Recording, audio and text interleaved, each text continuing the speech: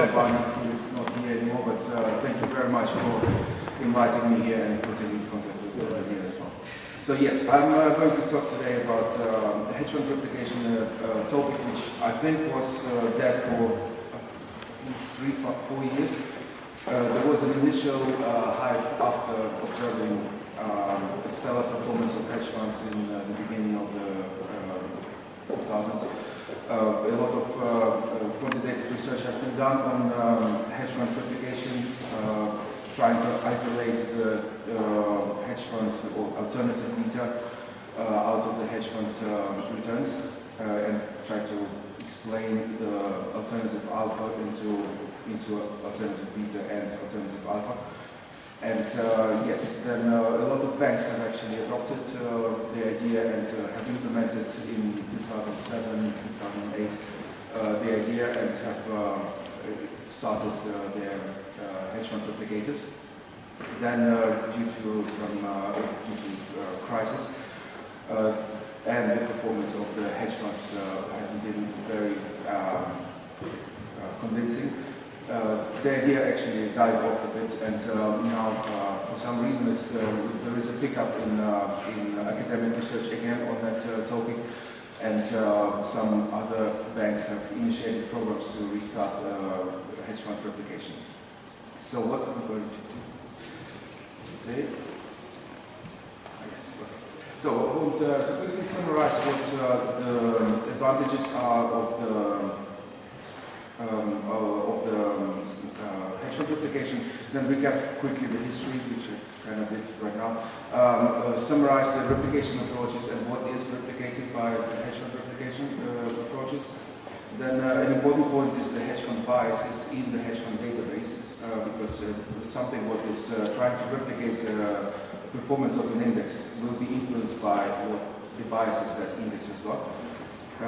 Quick review of the live performance, and then I think what is a very interesting takeaway from this presentation is that the naive replication, which I will summarize, it's a very simple replication strategy, shows that more complex replication strategies don't really add value. It's disputable, and I will try to summarize in which respect it is true and where it might not be true. And then there is a short discussion about why there is still quite big error in tracking error for the replicators. Okay, so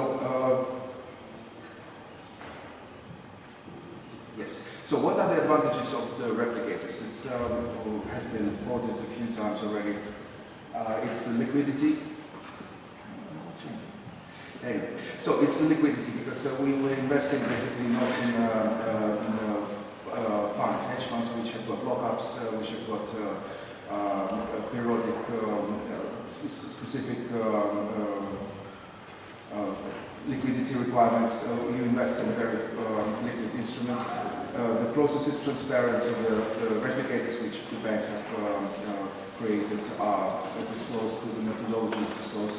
There is obviously, because it's invested in liquid instruments, there is a big capacity, and the fees which you pay for the replicators are a quarter of that what you pay for the hedge fund exposure. There is also no minimum investment requirement, no operational risk or little operational risk, and you overgo the fund selection process. What is a very interesting point is that you could use the hedge fund replicators to short as a shortable instrument. So for a fund of funds, or for the clients of a fund of funds, if you can show that you can replicate the risk of the hedge fund index or of a fund of funds index, you could combine that with an investment in an actual fund of funds, who hopefully will derive some alpha, and you will hedge it with something what replicates the risk. You should get pure alpha without the alternative beta exposure, which is quite a nice thing to have. Yes, so to take a look at the universe of the replicators which are used for this study. Basically what happened is that, I was asked by portfolio manager of our flagship fund to find a hedge fund replication strategy which we possibly could put the cash into.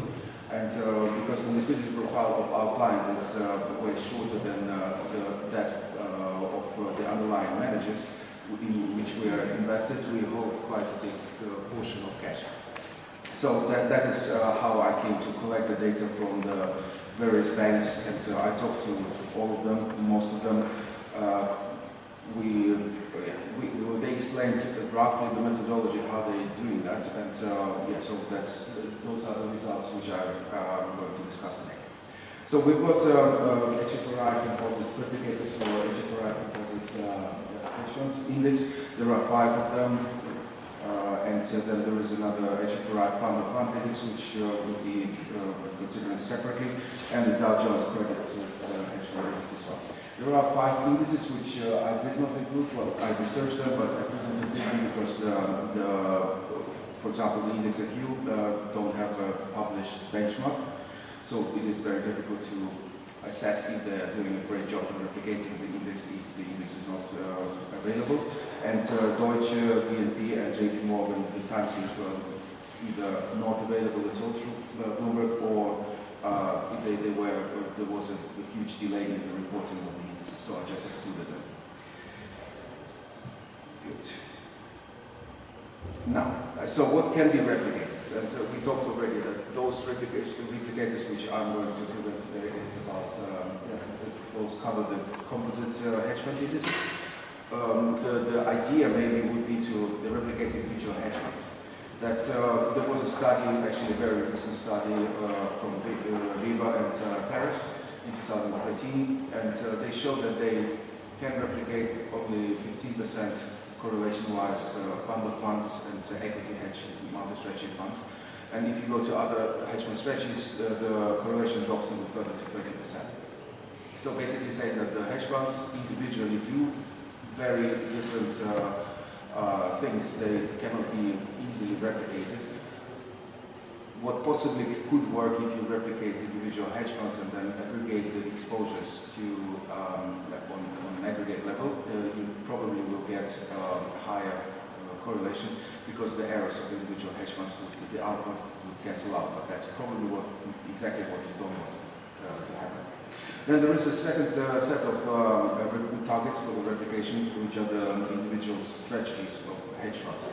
So Credit Suisse and Index IQ are the ones who created index replicators for individual strategies, and they cover equity long short, equity market neutral, and merger arbitrage, fixed income arbitrage, and managed future strategies. And the third one is what we actually usually people use the strategy index returns as so Credit Suisse, for example, they construct the underlying strategy returns and create a composite index based on the replicators of the strategies. It makes sense because you're clustering together hedge funds which do very similar things, and then try to explain the composite of the hedge fund universe by combining those strategies. Yes, so how can you do the replication strategies? There is a very interesting approach called distribution-based or payoff-based replication, in which the moments of the distribution are replicated. So you try to replicate mean, variance, and skewness and kurtosis by picking underlying, say, equities or bonds, and then using derivatives to match the moments. Presently, I think that is because you're using monthly returns, and we've got the history since 1996 for hedge fund databases. So you're working on a very limited amount of data, and you're trying to fit higher moments of the distribution, which are primarily they're dominated by a few observations, a few dozens of observations. So you are trying to replicate very unstable properties of the distribution. This one has actually not been covered in any recent history. So the last paper I found was in 2007. What people do is they replicate the actual trades what hedge fund managers are doing. So, for example, in the merger arbitrage, we would go along the target and show the acquirer, or the industry group. That's a popular trade. A lot of merger arbitrage managers are doing that. Very easy to replicate, and you can use that in your analysis. Also, put right option. We know that the realized volatility usually is not as high as the implied volatility. So, by writing put options, you are constantly earning a premium, and at some points it doesn't work, and then you've got a big drawdown. Combined with maybe some risk management tool, you could maybe try to lower the downside. But basically, it's what hedge funds could be doing, so that is a way to replicate the hedge fund return as well. There is research as well showing that actually by itself this is not explaining the variance of hedge fund indices at all. So what you need to do is use that as a factor in a factor-based replication model. And that is what most of the banks are doing in their replicators. So they start with a set of liquid instruments, maybe their own proprietary implementation of merger arbitrage and put right strategies, and use some kind of regression. It could be a weighted regression, maybe stepwise or hierarchical regression. They could use Kalman filters, and yes, then you've got obviously the more factors you've got in your model, the more the problem with the factor selection and model selection becomes prominent. So they use some Bayesian framework for model selection and some regularization techniques to get hold of the overfitting effect. Yes, and so that is what not most, all of the hedge fund replicators, which I've shown in the slide before, are actually doing. Those are the factor-based replication models.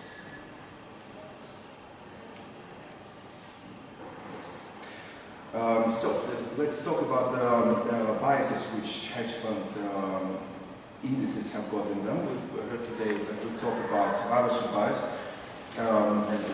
Yes, there are a few studies which have tried to get a number behind the survivorship bias. And Ibbotson in 2010 have assessed it to be 5%. There is another bias, so I'm not going to summarize the survivorship bias anymore about that today already. With the backfill bias, it's a very serious bias as well, because the databases, they evolve, they introduce new hedge funds, and the history of a hedge fund who starts to report into a database could get filled or doesn't need to get filled, but most of the hedge funds, they don't fill the backfill history, which is great for the index because you don't have the backfill bias in the index. However, for the replicators, they don't have any indication that a hedge fund who just entered has the history of his returns, the history of the exposure which he had is not mirrored in the returns stream of the hedge fund index which is being replicated. So it's something what complicates the construction of a replicator. Then we've got the selection bias, which is called self-reporting bias. Doesn't have any impact basically on replication. So basically there are hedge funds who are choosing to submit the returns to the hedge fund database or not. If the replicator doesn't know anything about those hedge funds, there is no bias or no difficulty for it not to replicate it. The second type of selection bias is actually the liquidation and the end of life bias. It's when a hedge fund just stops reporting into a financial database, hedge fund database, because it got liquidated or because it doesn't want to submit negative returns.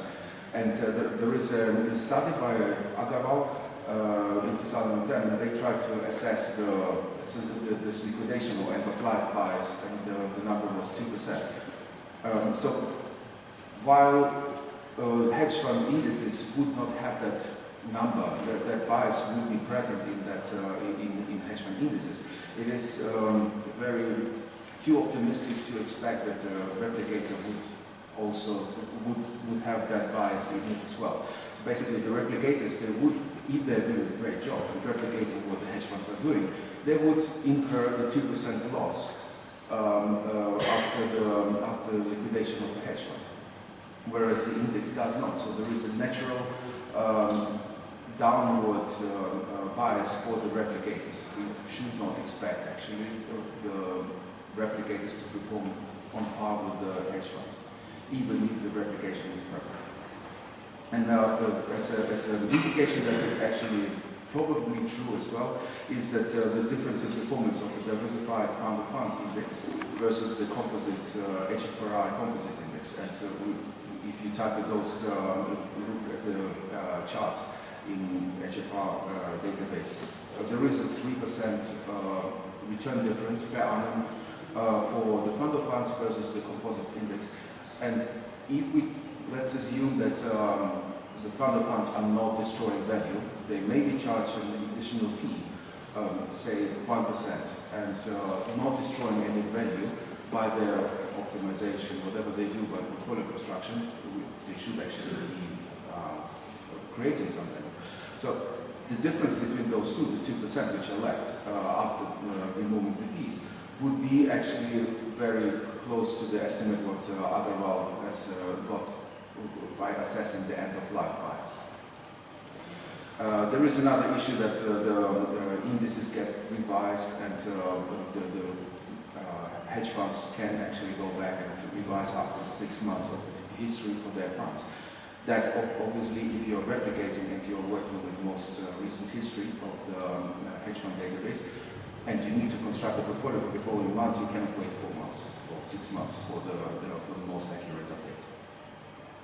And last but not least, there is some evolution in hedge fund databases, so that basically every time something happens, new classification system comes out. What HFR did in 2007, for example, they have reclassified funds. So if you're replicating something which is now in a different bucket, you would be your replicators don't necessarily will catch will have the exposures correctly. Okay, so in the next few slides, I just summarize again as well my own study of survivorship bias, backfill bias, and the equal weighted against asset weighted bias. What I did here is very similar to what we had before. Just take the funds which have been live 1 year after. At every point, we calculate the average return of the funds which were still alive in 1 year's time, and compare that, that's the red line, and compare that to the blue line, which is of all the funds. So all the funds basically have got not only the survivors, but also the funds which become dead. And the difference is the green line, and we can see that it's not just a number, it becomes more severe problem during crisis, and we saw that in the tech bubble and in the recent crisis, that this number goes up from roughly 1% per annum in normal times to 2 or more in other times. Similarly, we can estimate the backfill bias by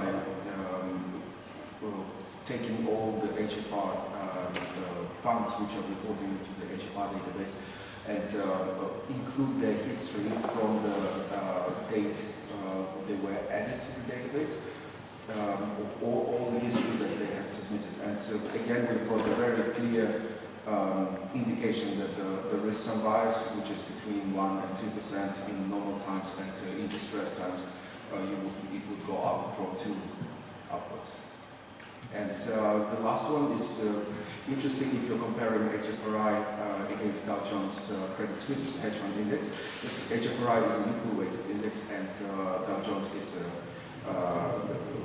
Credit Suisse is an asset weighted index.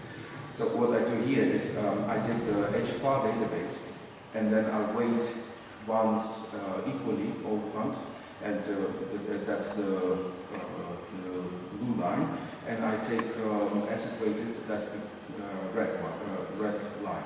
And the difference is again the green line. And we can see now that there are periods where the equal weighted underperforms, and there is a immediately sharp recovery after the underperformance of the equal weighted. And if you think about it, it's very, very natural. So the funds which blow up usually during crisis periods would be small funds. They blow up because of bad risk controls, maybe fraud, whatever can happen. And then there is, once they are out of the index, the next periods, the survivors, or the smaller hedge funds, who survive, they actually are better. It's a natural selection process. And that's why the rebound is look like that. It's a very sharp peak. And yeah, over time it looks like equal weighted is outperforming the asset weighted. Okay, I will be very quickly discussing those. The performance. The main part is not the performance. It's actually how the replication is done. So just quickly so that we can get a rough idea. So what we see here are the first column numbers show the average return volatility in some of the statistics, maximum drawdown and correlation. The first column is for HFRI composite index, and then we've got a few replicators, and then the last column is the average of the equally weighted average of those replicators. So what is interesting that we see is that on average the replicators' average return is 1% lower than that of the underlying index. Volatility is roughly the same. Yes, it is a bit lower for the replicators. What we can see is that the correlation is quite high. We've got 90% correlation, 91% correlation, and so on. So it's in the 90s. So it's quite good. One could think that the replicators do a very good job in replicating the index.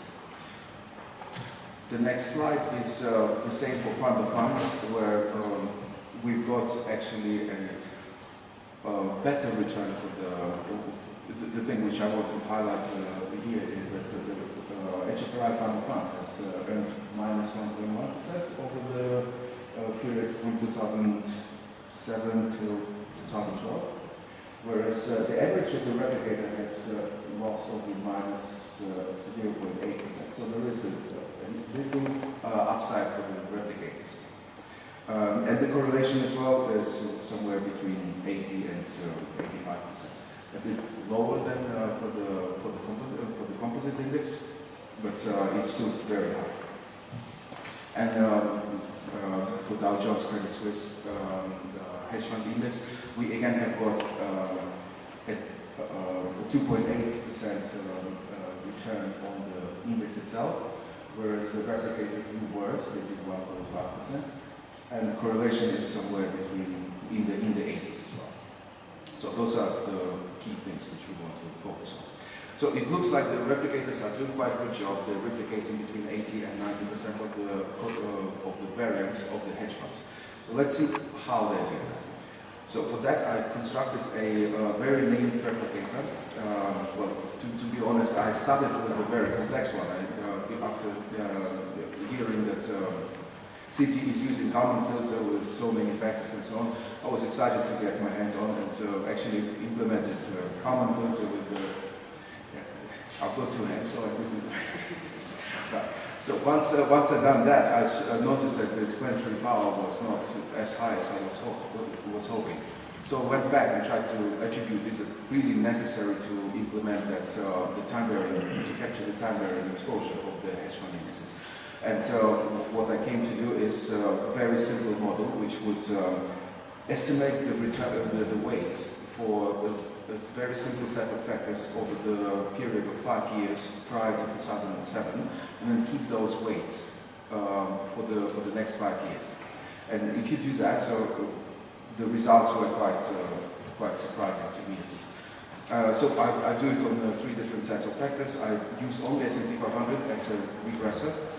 Then I add a bit more of standard traditional assets. So I add small bias, Russell, emerging market exposure, and then Merrill Lynch government yield, and Merrill Lynch single day spread as a factor. So again, a model consisting of 5 factors. And then in the next step, I got McC's model. That's when, from their publication in 2001, they showed that straddles at a non-linear profile and should be very much explaining the variance in the returns of hedge funds. So I add the CA model as well. And again, I use a stepwise optimization of the weights on the in-sample period until 2007, October 2007, and from then on I just use those weights with no rebalancing. And let's see what happens. So the first column is the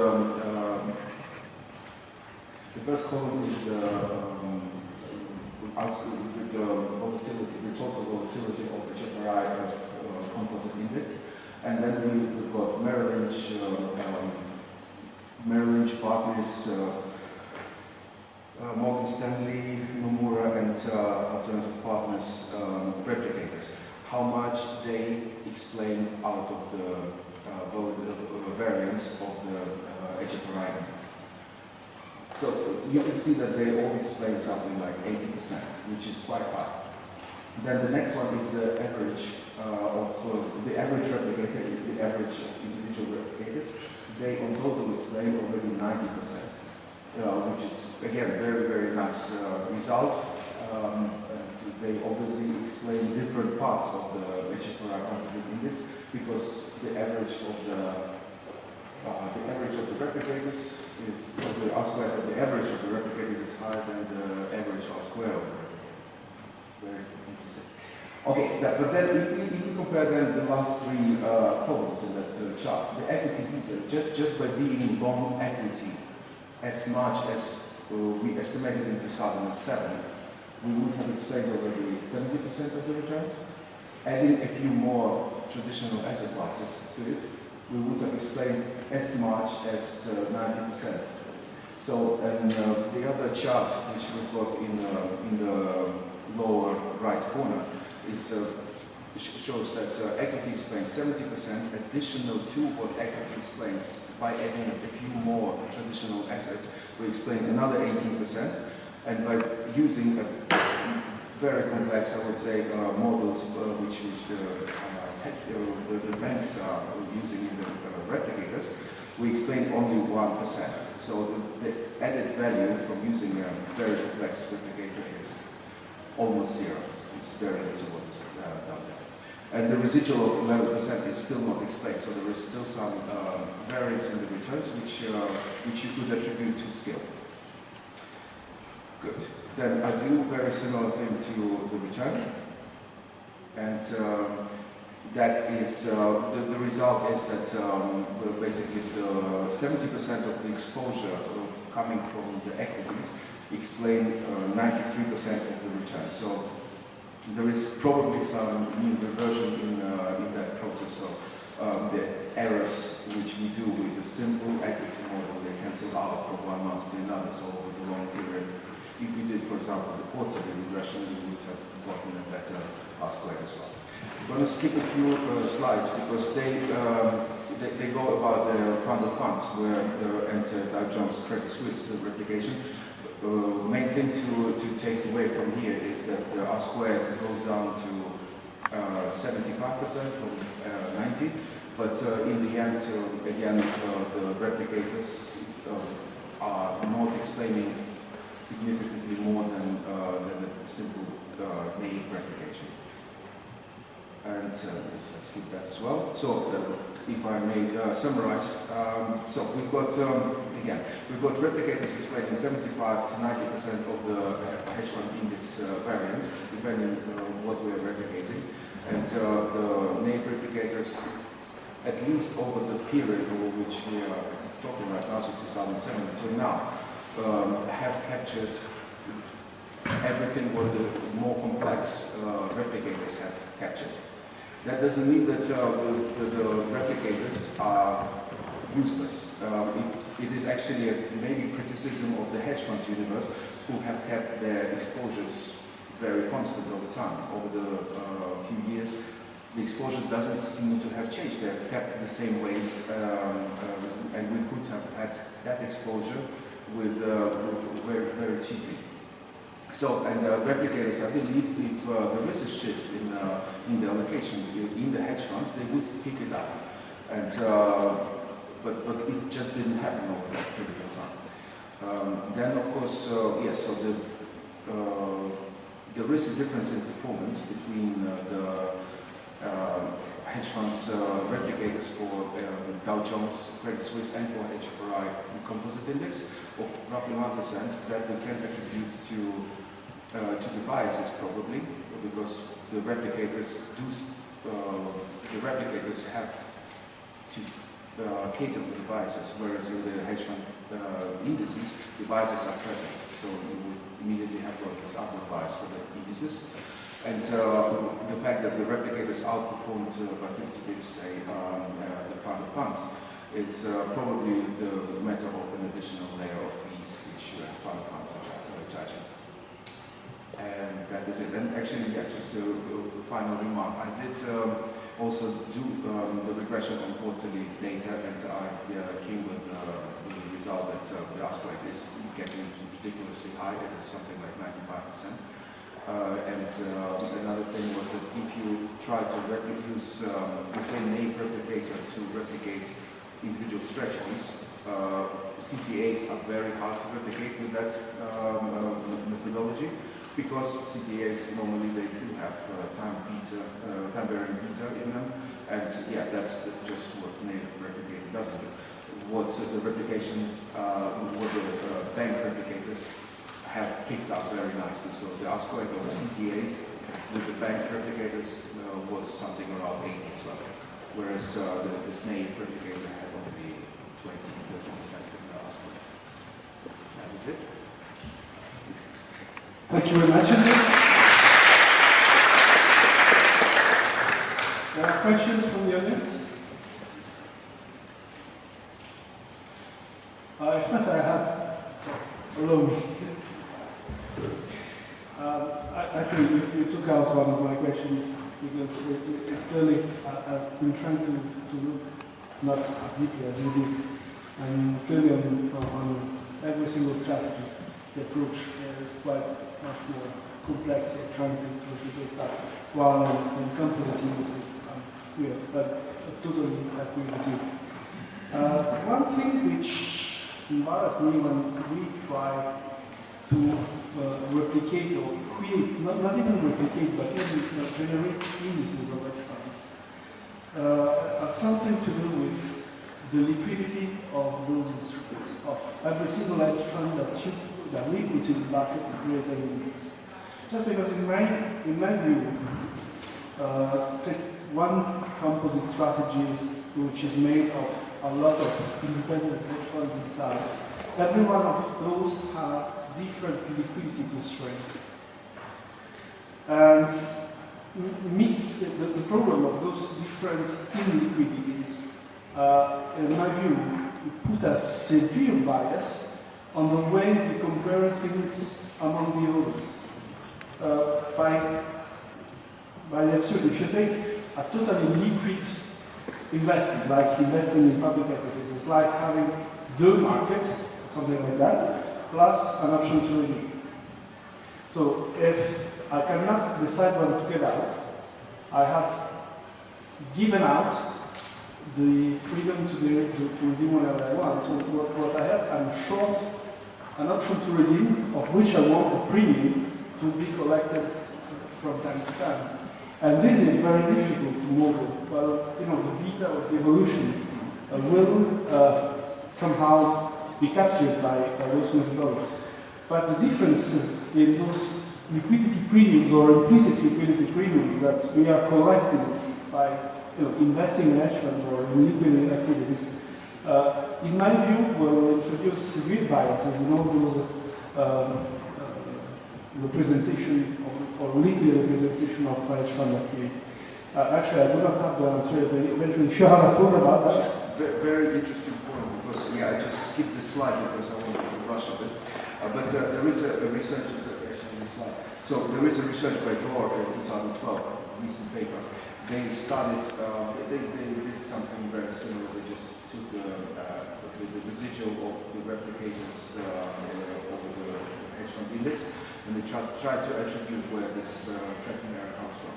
And they tried a few factors, actually four, and liquidity was one of them. So how did they measure it? And it was they constructed a portfolio of a cash instrument, bonds, and or several bonds, and liquid, very liquid derivatives-based assets, and they just created a factor which is a spread between the two. And obviously, in the times of severe liquidity squeeze, they would have a spike in that factor. And we used that factor to regress the tracking error of the hedge fund replicators. And they got some together with another factor, which is attrition rate, which is how many funds are dropping out, have dropped out in the past 12 months. The tracking error was explained by 50%, so it's very, very important. It is exactly what this happened. Great. Thank you very much, Elliot.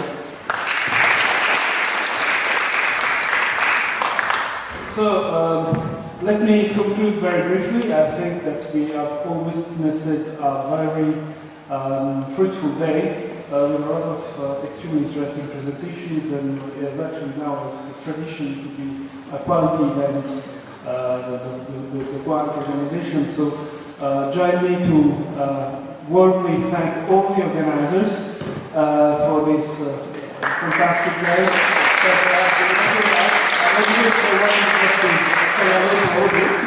Otherwise, okay. Thank you very much for being here today.